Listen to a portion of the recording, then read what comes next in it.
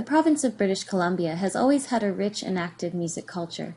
As our province has evolved and expanded, so too have the ways for British Columbians to enjoy and entertain themselves musically.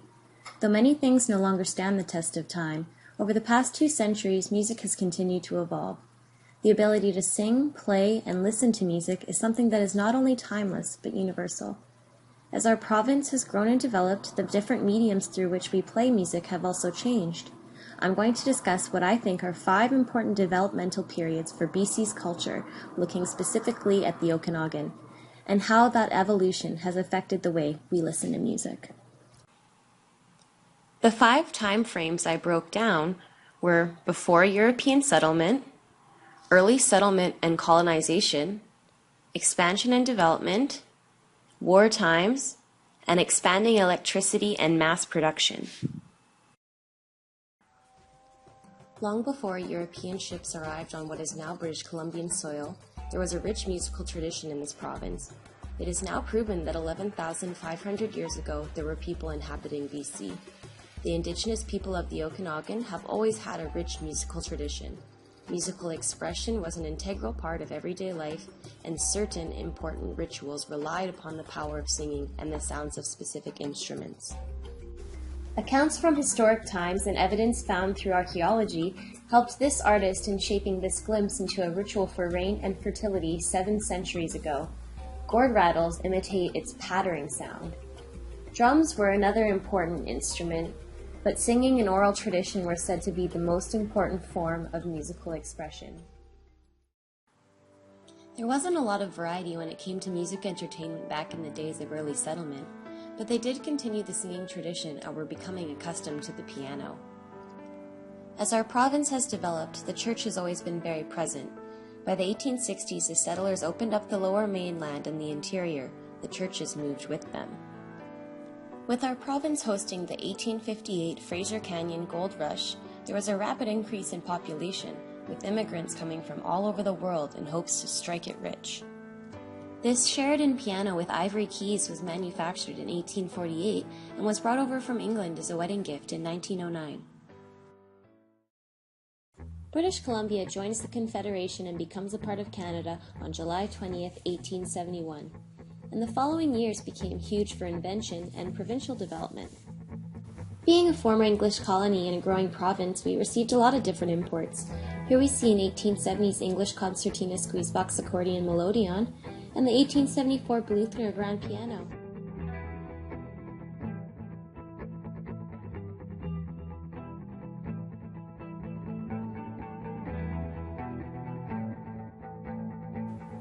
In 1877, Thomas Edison invented the phonograph.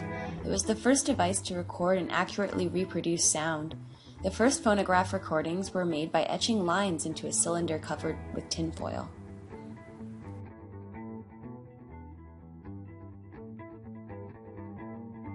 Next we have the 1887 camera phone, which was also made in England.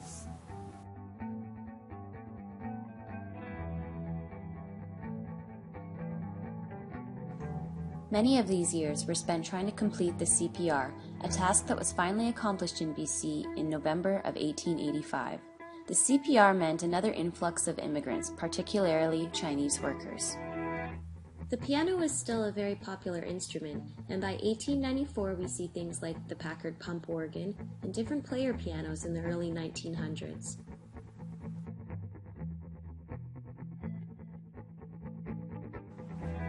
We can see a sign of the times in the mouse-proof pedal. Whether the organ was in a home or a church, there was always a problem with mice nibbling on the pedal carpet ends. In February 1887, the Bell Organ and Piano Company introduced the mouse-proof pedal. This patented design had the carpet surrounded by metal, so it prevented mice from chewing on it.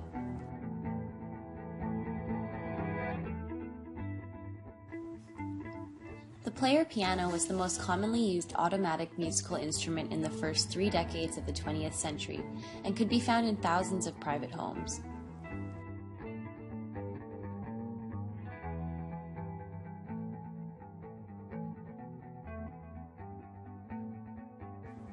In its previous life, this Canadian-made player piano was used in a restaurant in Medicine Hat.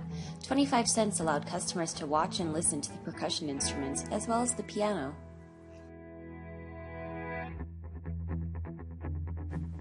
Here we have the very popular gramophone. This machine was produced by the Victor Talking Machine Company and was patented between 1897 and 1907. It features a hand crank which causes the disc to spin and music to be played. The two small doors need to be opened for the tune to be heard.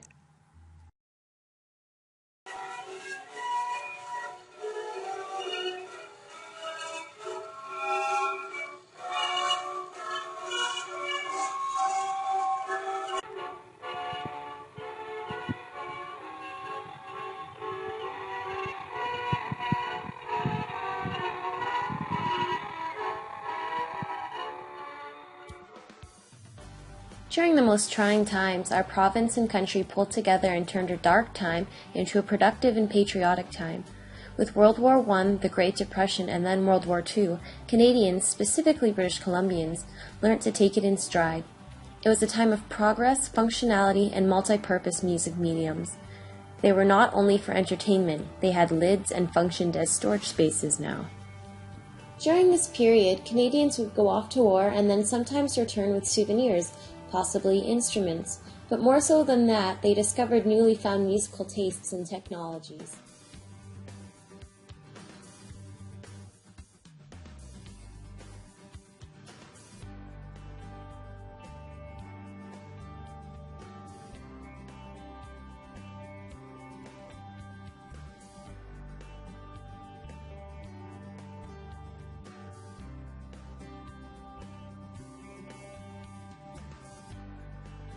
The carousel ride at the Burnaby Heritage Museum features music provided by this amazing restored 1925 Wurlitzer military band organ, capable of duplicating the sound of a large band.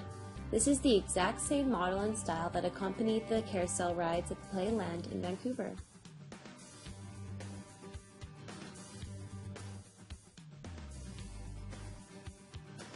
With the expansion of electricity and development of radio receivers and transmitters, we see the extremely important invention of the domestic radio.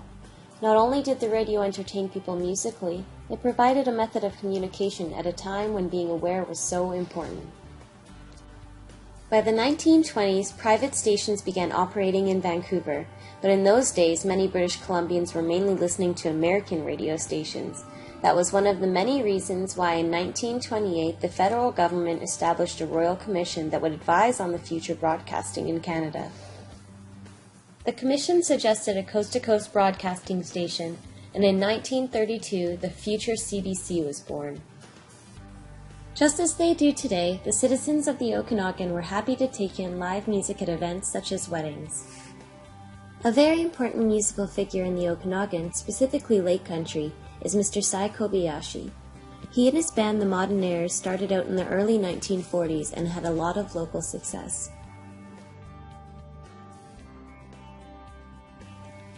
Though musical fads came and went, the music of the church persevered. During this period, Sundays were dedicated to the churches and their Sunday schools dictated most of the family's activities. In 1945, the provincial government created the BC Power Commission. This public sector enterprise began by extending electrification in rural and isolated areas, both by building and modernizing both generating plants and transmission systems. By 1961, it served over 200 communities all over the province, many with small diesel generating units. Along with the expansion of electricity came the ability to address the masses all at once. This led to mass advertisement and in turn mass production and consumption.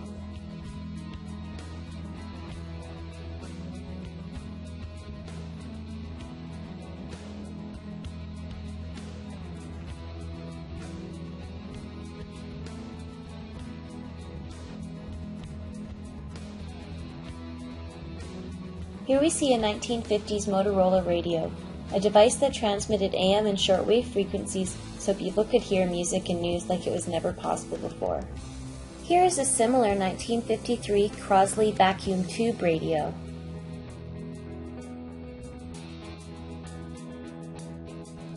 Music and its different mediums became an active part of school life, as we see in the 1954 George Pringle High School yearbook, with its mentioned Radio Club. By 1955, Germany was exporting their Opus Telefunken radio.